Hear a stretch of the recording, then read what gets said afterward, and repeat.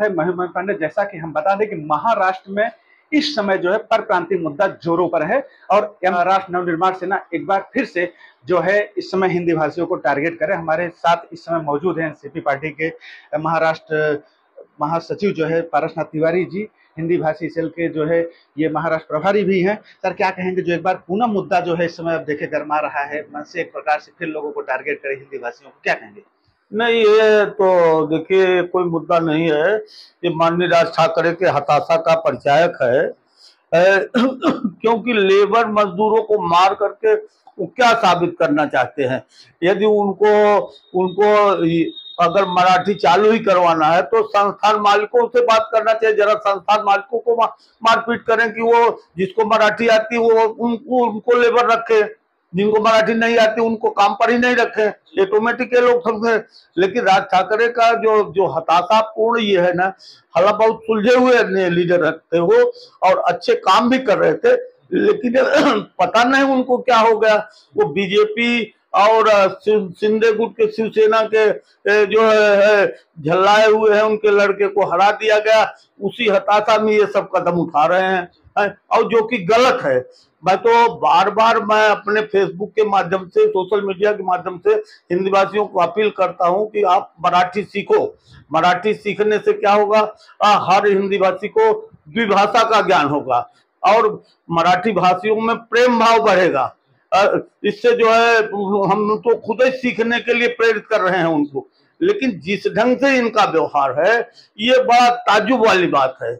इससे उनको कुछ हासिल होने वाला नहीं है और खास करके वो ज्यादातर हिंदू उत्तर भारतीयों को टारगेट कर रहे हैं, जो पिछड़े वर्ग के हैं, जो छोटे गरीब मजदूर वर्ग के हैं। उनका तो हमारे ख्याल से आधे लोगों का तो वोटर आईडी भी नहीं है। उनको मार करके वो क्या साबित करना चाहते हैं यही नहीं समझ में आता। देखा जाए तो अभी जो है तकरीबन 16 महानगर पालिकाओं के चुनाव होने को है, तो क्या नहीं लगता है कि चुनाव को देखते हुए स्टंटबाजी है? नहीं, चुनाव तो हर बार स्टंटबाजी करते हैं। देखिए जिस हिसाब से वो विधानसभा में मुंह खाए हुए हैं, वो अपना खींच निकाल रहे हैं। और ये आपको बता दूं कि हमारा उत्तर भारतीय समाज जो है, अब अधिकांश बच्चे जो यहाँ से पढ़ लिख के तैयार हो रहे हैं, जो अफसर हैं, जो और अच्छे पदों पर हैं, वो मराठी बोलते ही हैं, मराठी सीखते ही हैं, मराठी में बात करते हैं। कि मैं अभी देवेंद्र फडणवीस जी से मैं अपील करता हूं आपके चैनल के माध्यम से, क्या आप राज ठाकरे के कार्यकर्ताओं के गुंडागिरी से सहमत हैं? लेकिन रोकना चाहेंगे सर, सत्ता में तो आप भी हैं, उनके सहयोगी पार्टी हैं, आपके जो है मुखिया इस समय उप मुख्यमंत्री हैं, तो उनसे निवेदन करने की अपेक्षा आप लोग भी तो उसमें आइए। मैं बोल रहा हूँ गृह मंत्रालय उनके पास है। मैं पार्टी फोरम पे, पार्टी की जिस दिन मीटिंग होगी उस दिन मैं मुद्दा उठाऊंगा ना, उसके साथ ही मैं दोनों उप मुख्यमंत्री से मिलूंगा। और मैं ये चाहता हूँ कि क्या देवेंद्र फडणवीस जी, हमारे माननीय मुख्यमंत्री जी, जिनके पास ये अपना जो अघाड़ी जो तीनों दल की सरकार है और 90% उत्तर भारतीयों का झुकाव है, तो क्या वे राज ठाकरे के कार्यकर्ताओं के गुंडागिरी से सहमत हैं? यदि सहमत नहीं है तो कितने लोगों को उन्होंने एफआईआर दाखिल किया या गुनाह दर्ज किया, कम से कम मालूम तो पड़े। हमारे उत्तर भारतीय समाज भी तो समझे। लेकिन मुख्यमंत्री जी का एक बयान आया है जो है कि अगर आग्रह करके मराठी बुलाई जाए तो अच्छा है, लेकिन अगर मारपीट करके करेंगे तो हम कार्रवाई करें, कानून हाथ में लेंगे तो कार्रवाई करें। लेकिन आपके पार्टी के नेताओं का ऐसा कोई बयान अभी तक नहीं है। नहीं, देखिए ये तो बचने का तरीका है, ये बचने का तरीका है। और खास करके अभी तो मैं थोड़ा डिस्टर्ब था, बीमारी से भी डिस्टर्ब था, हाथ नहीं उठ रहा था, मैं निकल नहीं पा रहा था। मैं हिंदी भाषी नेताओं से भी अभी इसके विषय पे चर्चा करूंगा, मिलूंगा और हिंदी भाषी समाज के लोगों से भी मिलूंगा और जल्द ही फिर से अपील करूंगा, लोगों से अपील करूंगा कि वो मराठी सीखें।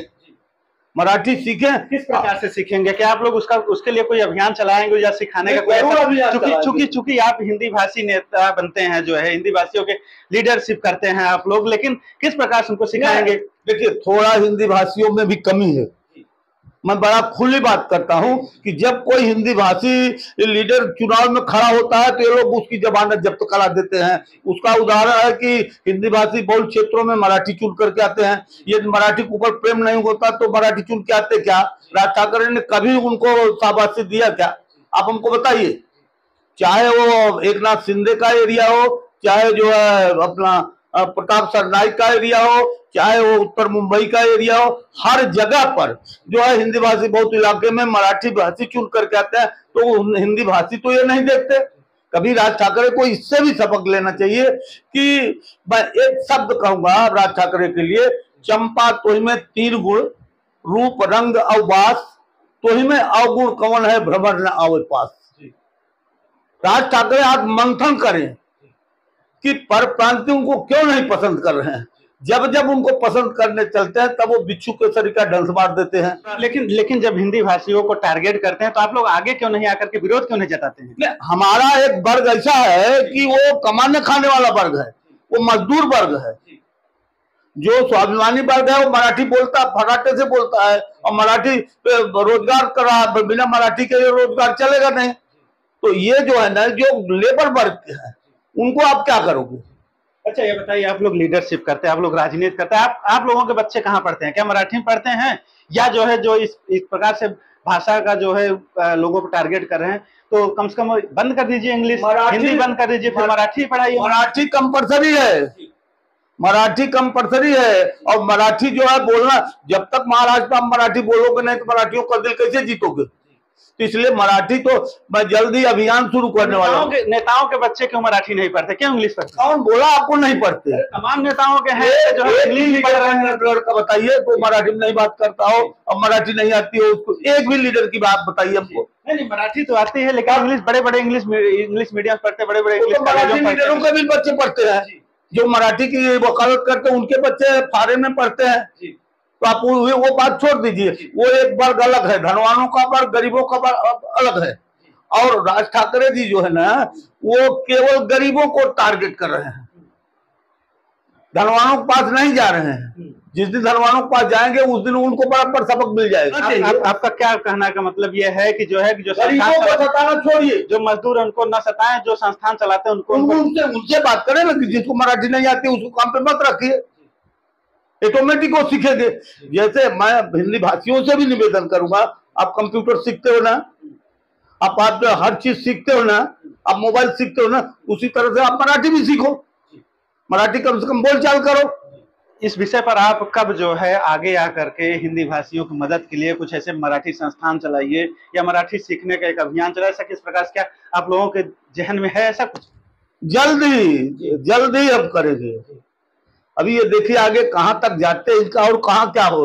ये अपने राजनीतिक जो इनकी क्षमता थी ना, उसको भी खत्म कर रहे हैं। लगातार जो है देखा जाए तो परप्रांतीय हिंदी भाषियों पर लगातार उन पर प्रहार किया जा रहा है। एक बार अब देखना यह है कि ऐसे में महाराष्ट्र में इसमें बीजेपी की सरकार है, उत्तर भारतीय हिंदी भाषियों या परप्रांतियों का किस प्रकार से सुरक्षा दे पाएगी। कैमरा पर्सन दिनेश के साथ मैं पांडे, थाने महाराष्ट्र।